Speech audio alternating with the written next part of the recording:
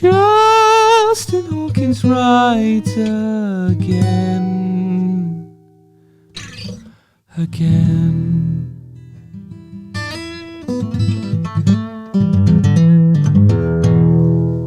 Good day to you, it is I, Justin Hawkins.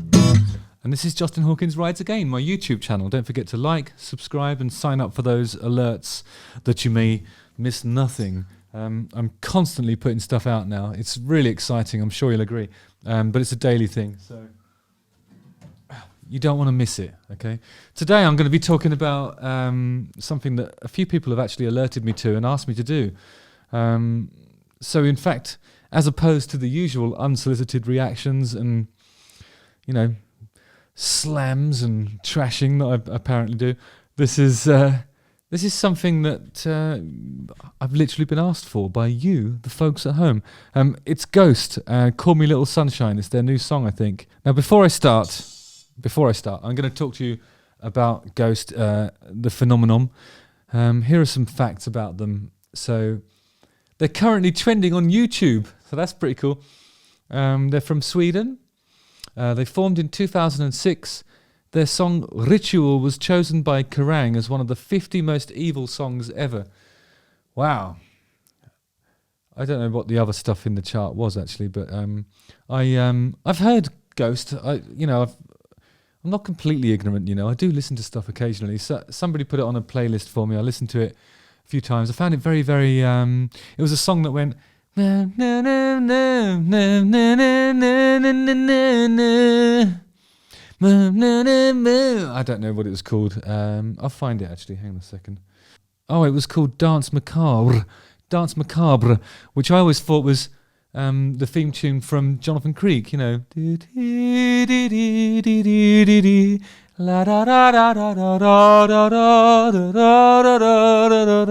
it wasn't that. It was this.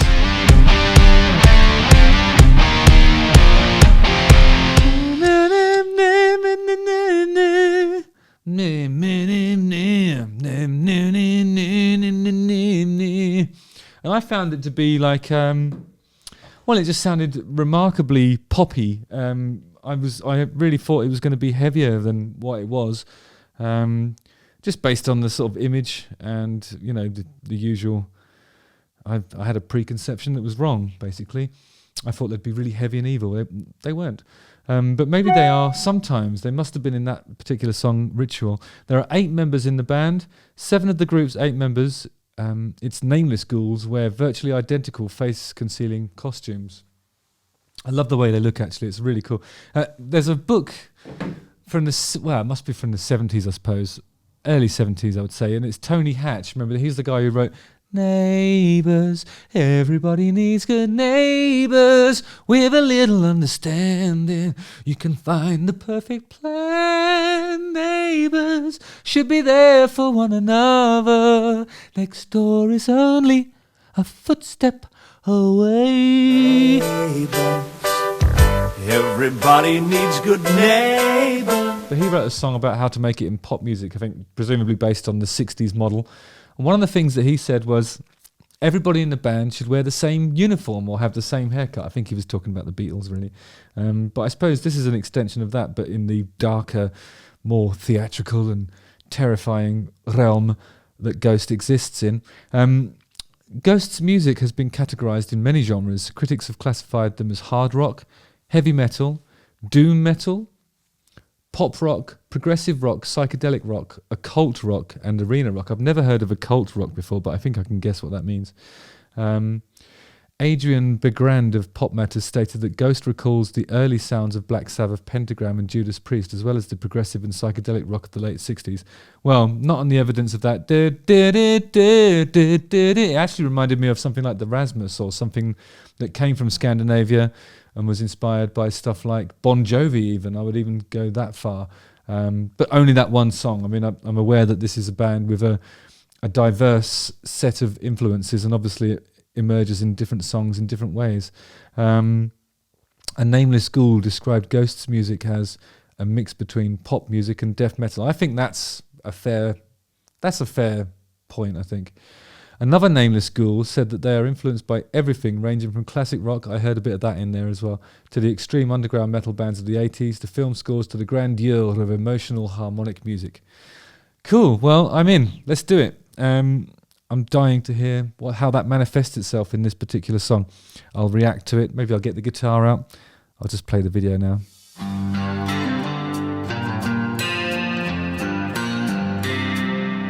I'm already seeing some occulty stuff. There's potions and all sorts. Oh my god. I'm going to put a capo on, because I think we're looking at something in G, but it sounds like it's sort of E riffy in the sort of mid-tempo Brian Johnson era AC/DC realm, which obviously I love.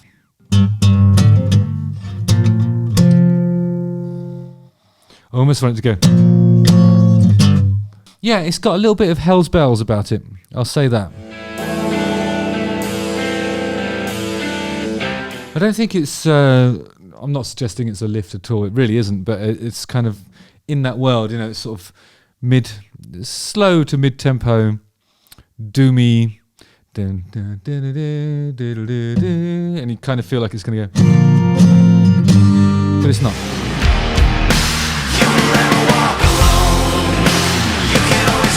Oh, this is so cool. Okay, I love this way more than I love the other thing. The other thing was too poppy for me. This is not like that. This is kind of... You can hear that he's got a lot of control in his voice, in this, especially in this register. But it's kind of... I don't know... What's great about some rock is when they push their voices beyond the comfort zone. It can be... It's what divides people as well, because, someone like Brian Johnson's voice, he's right on the edge of his range, and it's designed that way. It's supposed to sound like he's about to fall apart, but this is well within his comfort zone. But it doesn't stop it from being powerful, and I don't know, it sounds really good somehow. I don't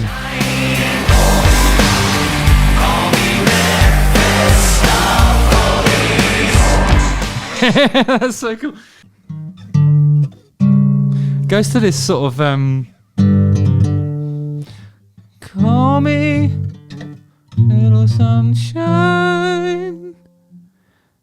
call me Mephistopheles, and then it goes to this or something like that. It's fucking awesome. It's really good. It's really good. It's brilliant. Oh my god, it's got that sort of the production is so powerful. It sounds like Bob Rock's drum sound, that sort of when Metallica was doing the really sort of big stuff that was crossing over with that kind of the same drum sound that you can hear on something like Sonic Temple by The Cult, the Bon Jovi stuff that Bob Rock did, that particularly the snare sound is really Metallica-esque from that Black album. It's really powerful, great harmonies. Fucking hell, this is awesome. Thanks, everybody who suggested I listen to this, thank you. Because I think I had written off Ghost based on that one song that I'd heard, and I was wrong. This is really cool. And that's the other thing, like it's got this groove, like a boom, boom, boom, boom, boom, boom, and it sounds, simple as pie.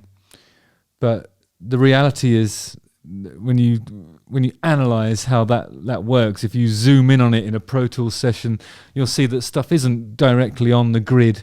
It's got a human groove to it, and it really is. It's impressive. That drummer really knows what he's doing. I think the bass player's really holding it down. It's golden era Metallica. It's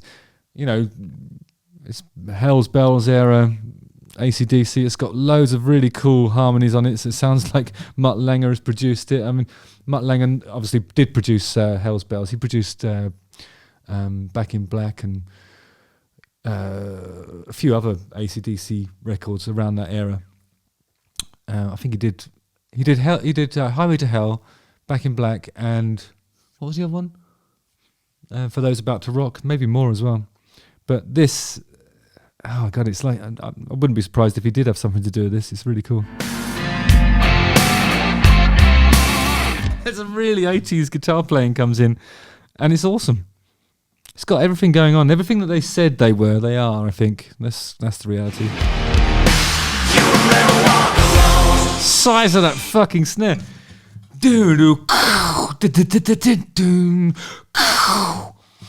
Wow, that takes your fucking face off in the right way. It's like there's a gap there because it's like a...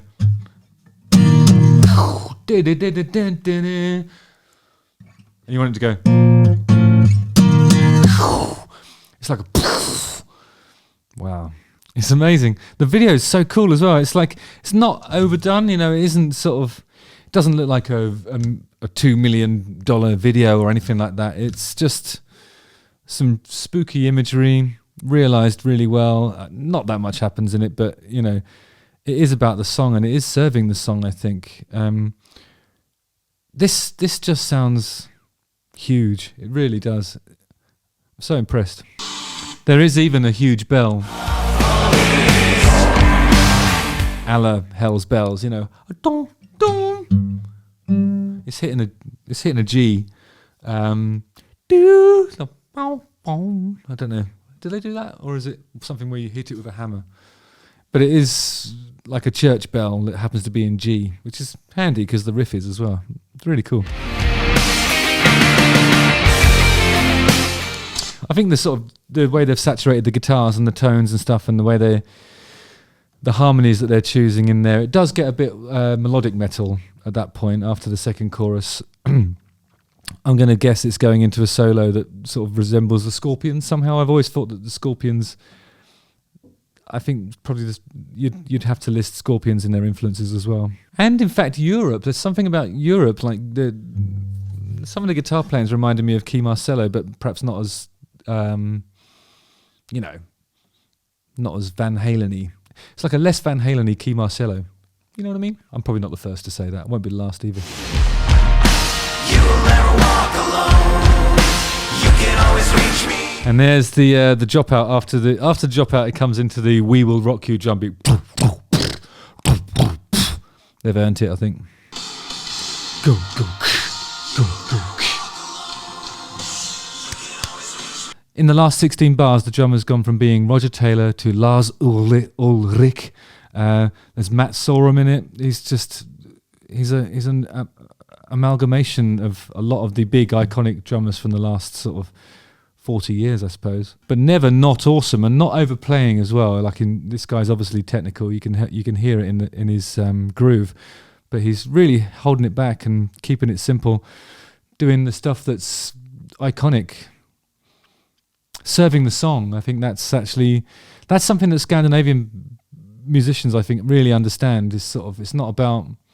There are exceptions to that. I'm sure some people will use the comment section to mention some Scandinavian artists that don't just do what serves the song. And of course, there's exceptions to that. But in my experience of having worked with Scandinavian musicians, I've always been impressed with the way they understand understatement.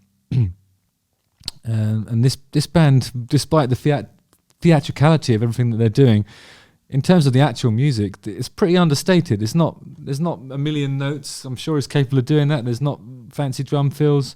It's really laying back and just getting the message across in a really emphatic and powerful way. I think if I had one criticism, I'd like to say that I'd like to hear him do more with his voice, really. He always is he operates in a very linear way within a part of his range that's super comfortable. I'd like to hear him screeching, bursting blood vessels in his larynx just to get something out of him. Like I wouldn't describe it as a super emotional vocalist. He's obviously great and a superb performer. But I just think I'd want to hear him put more of himself into the record. You know what I mean? Like push himself a bit more. I mean, it's an unusual key to be operating in anyway. Like basically, it's G minor. But I think if you put that down there,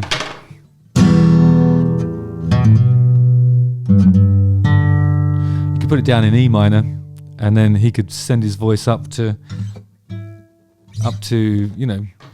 he can make it stratospheric if he wants to. Okay, well, I think what we're listening to there is I think the way to describe Ghost is, oh God. As far as I'm concerned, that song is one of the best bits of rock production I've heard for a long time. It's just got all of the tricks that the big name producers have pioneered over the last 40 years. They've thrown everything at it. It's not flashy in terms of the performances. It's really subdued, but it sounds so massive. It's just really well done. I want to hear more from the vocalist, but you can't argue with it. It's really powerful. I'm sure it's amazing live and probably really consistent as well, because I don't think any of them are doing anything that they can't do night in, night out. It's pretty cool. It's pretty cool stuff. Yeah, so don't forget, Justin Hawkins Rides Again. Like, subscribe, sign up for the alerts. Justin Hawkins Rides Again.